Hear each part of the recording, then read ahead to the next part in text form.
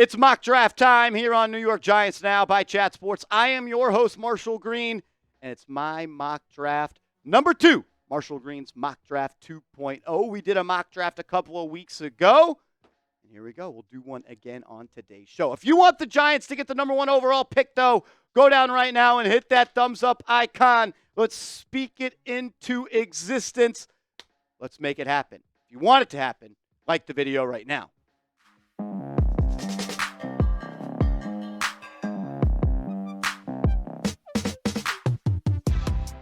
You're watching Giants Now by Chat Sports. I am your host, Marshall Green. Appreciate everybody for stopping by. We are recording this video on Monday, December 2nd.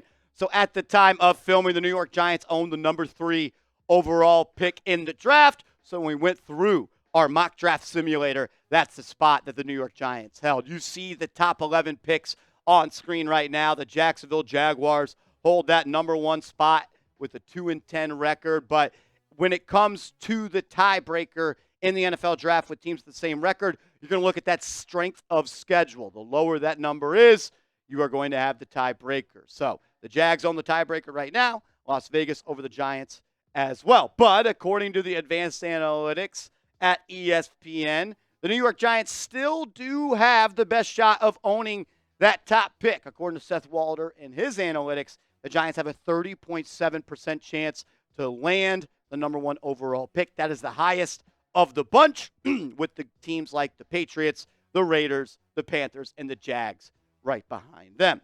Let's get into it with the first pick in this mock draft simulator. If you're mad at me on where the picks went, cry me a river. We use the PFF mock draft simulator, so take it up with them. Travis Hunter, the wide receiver and corner out of Colorado. He went number 1 to Jacksonville. And then Shedeur Sanders, his guy, his quarterback, goes number 2 overall to the Las Vegas Raiders. So the Giants are on the clock with both Colorado kids gone, and Cam Ward was the player that I ended up selecting. And look, this would be a home run pick for the New York Giants, and this would be best case scenario for yours truly. If you've been watching this program for quite some time, you know that I am a massive Cam Ward fan. There is a lot to like about him. He's having a hell of a season with the Hurricanes, completing over 67% of his passes. He's thrown 36 touchdowns and 7 interceptions. And he is my QB1 in this draft class. Cam Ward, no doubt about it, is QB1 for me. I do have Shedeur Sanders right below him. And the gap is shrinking as this college football season goes on. But it's more of the intangibles than the tangibles as to why I do have Ward above him. Just the raw statistics for Ward that you do see on screen, unfortunately, wasn't able to get the win this past weekend against Syracuse and punch his ticket to the ACC championship. But I didn't believe the reason they didn't win was because of him. Their defense could not stop a nosebleed, and it's really been the song of the season all year long for Miami. Some of the things that I love about his game, though, his ability to touch every single blade of grass when he drops back in the pocket. When you talk about big-time throws that just make you say, wow, and you look back and say, this guy has an NFL arm. Cam Ward has 28 of those throws, the third most in the nation right now, and his big-time throw percentage, 5.9, number 7 in college football. So if you need this guy to deliver a big throw on 3rd and 12, whether it be outside the numbers, inside the hashes, Ward is one of the best of the business in that. Another thing that I do love about his game is his ability to play within a muddy pocket and still be an extremely effective quarterback. In the NFL, especially if you're going to go to the New York Giants, you're most likely going to be on a team that allows a lot of pressures. In Ward, he can be extremely successful in those spots. He's actually picked defenses apart when they've decided to blitz him this year. He's completing 67.9% of his passes when blitzed, with 9.3 yards per attempt. So these aren't just dink and ducks. This guy is manipulating the pocket, moving the pocket, and finding a passing lane to execute. He has 9 big-time throws against the blitz, and he's thrown 18 touchdowns to just 3 interceptions in those spot. Total when under pressure, completing 50% of his passes with 7 touchdowns compared to 4 interceptions. These are tighten up a little bit on those turnover-worthy plays, but we'll talk about that more as this video continues to roll. I also love that when Ward wants to dial it up and he wants to make a play downfield, he does it at one of the higher clips in the National Football League. Highest clips in college football. Number 3 in the country in completion percentage of all quarterbacks with at least 65 attempts on throws of 20-plus yards. He is completing 44.9% of his throws on 20-plus air yards with 12 touchdowns and 0 interceptions. But, man, his sweet spot is in that intermediate range, 10 to 19 yards, completing 67% of his throws there, has 10 touchdowns on those throws, and he could just get it done no matter what the down and distance is. Some of the things that I absolutely love about him is his leadership and his leadership style. When you hear how Mario Cristobal talks about him, or you hear about any coach that has worked with him, they have really been loud about the fact that he can galvanize and he can get a locker room to rally around him. There's been clips that have gone viral of him and Shedeur Sanders working out this summer, and I love that Ward kind of called out Shedeur Sanders in a couple of those clips, talking about you're not giving 100% effort right now. You're not doing what you got to do. I got better today. You did not. I love that leadership and really just that alpha dog mentality that Cam Ward has. I also think he has unshakable confidence, and sometimes that gets him in a little bit of trouble. But this dude, whenever adversity is thrown at his face, whether they're down 15 points in the fourth quarter, whether he's got to put a drive together at the end of the game, he can get it done, and he doesn't let a bad play ruin an entire game. And that's a skill. We've seen so many times. Look at Daniel Jones make a couple of mistakes, and he just gets into meltdown mode, and the game is over. Cam Ward's got a little bit of Eli in him, where he can make a bad play, but then the very next drive come back and look like the best quarterback in the league. Love just the headspace that this guy has. And then he has an elite arm. Like, this is one of the best arms, if not the best arm in the draft. I think he's got a stronger arm than Shedeur Sanders. He can layer the football. He's got great touch. He can find any pocket he wants to. And he's someone that you could run any offense at the next level for. Also love the playmaking that he has. And he's an underrated athlete. Just because he doesn't look to scramble and he doesn't have designed scramble yards doesn't mean he's not a good athlete. Just go watch the tape. The thing I love about him is he uses his athleticism to buy time to make plays down the field. His eyes are always looking down the field. He rarely looks down at the line of scrimmage. And even when he's outside the pocket, sometimes not even looking at those rushers, just always trying to make a play. And I absolutely love that. And the thing I love the most is the continuous growth. I don't even think he is close to the ceiling of the type of player that he will be in the NFL. We talked about it in last week's video. He goes from pretty much a triple option offense in high school, goes to a D1 AA school at Incarnate Word. Then he goes to Wazoo, and now he's at Miami doing his thing. He has leveled up his play as he has leveled up at every single league in college. I think he is going to be a serious player in this league. Things he needs to improve on.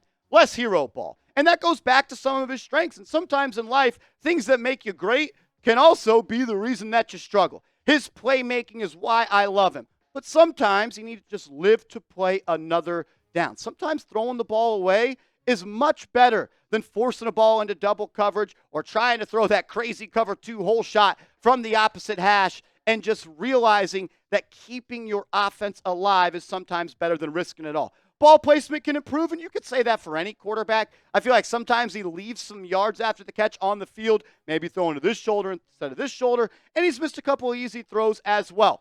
Pre- and post-snap reads is probably my number one area of improvement for Cam Ward. Sometimes I feel like he makes his mind up on who he wants to go to with the ball prior to the snap, and a lot of quarterbacks do that. Some people call that anticipation, when they just decide who they want to throw to. But his ability to do everything, I'm more confident in things that he needs to improve on, including pocket awareness. Sometimes just too cool for school in the pocket. Keep the ball up tight, 2 hands on the ball. I think all of these 4 things can improve and will improve in the NFL. I got Cam Ward as QB1. Who do you got? Pick a QB. Type S for Shedeur. Type C for Cam. Are we crashing out for Cam? Let me know. Sound off in the comments section. Coming up next, the round 2 pick in the mock draft 2.0.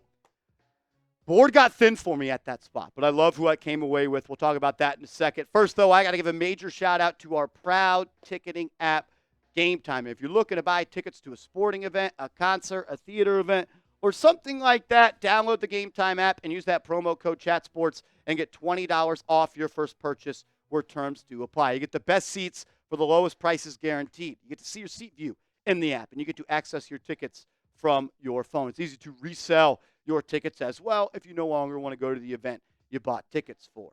Download the app and make sure you get the best seats for the lowest price guaranteed. Use that all-in pricing. That way the price you see is the price you pay. And the Game Time Picks feature, it isolates your feed to make it that much more easy to go see your favorite team, people, or whatever perform. So download the app. Create an account. Use the promo code CHATSPORTS, CHATSPORTS.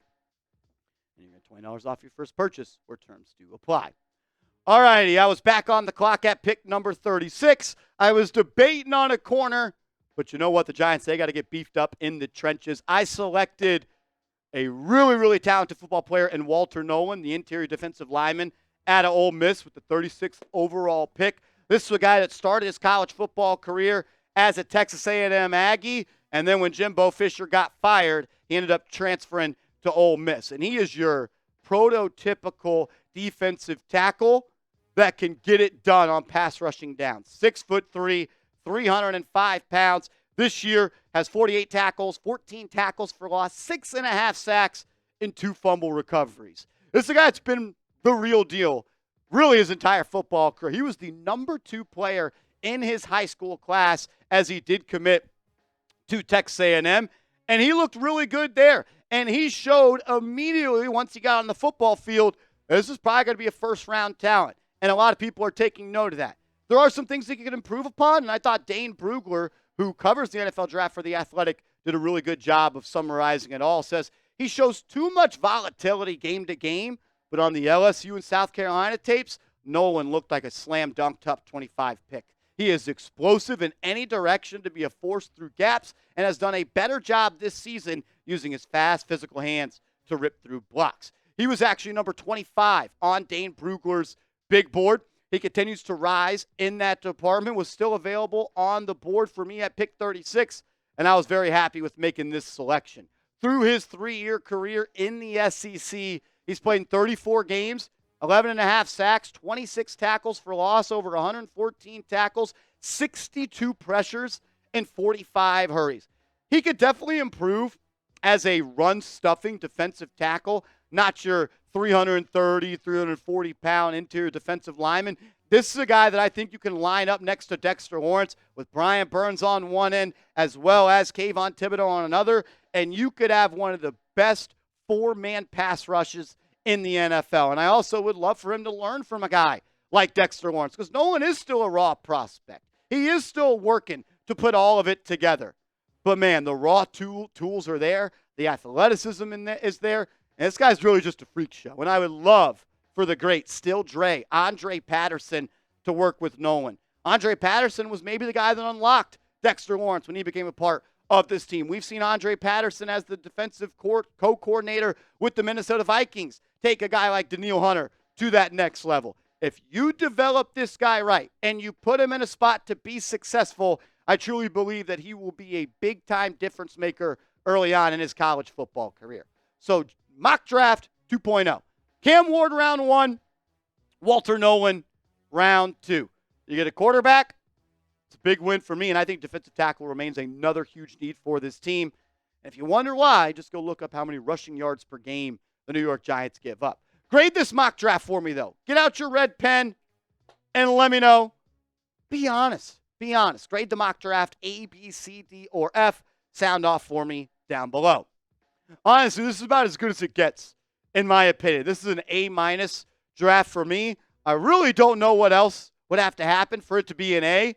You get the 25th overall prospect at pick number 36, and you get my QB1 in this class. If this was the draft, I would be very happy about it. Make sure you are following me on social media. I'm on Twitter. I'm on Instagram at @MarshallGreen_. We can continue the conversation about this mock draft over there. So if you haven't yet, give me a follow, and let's go Big Blue.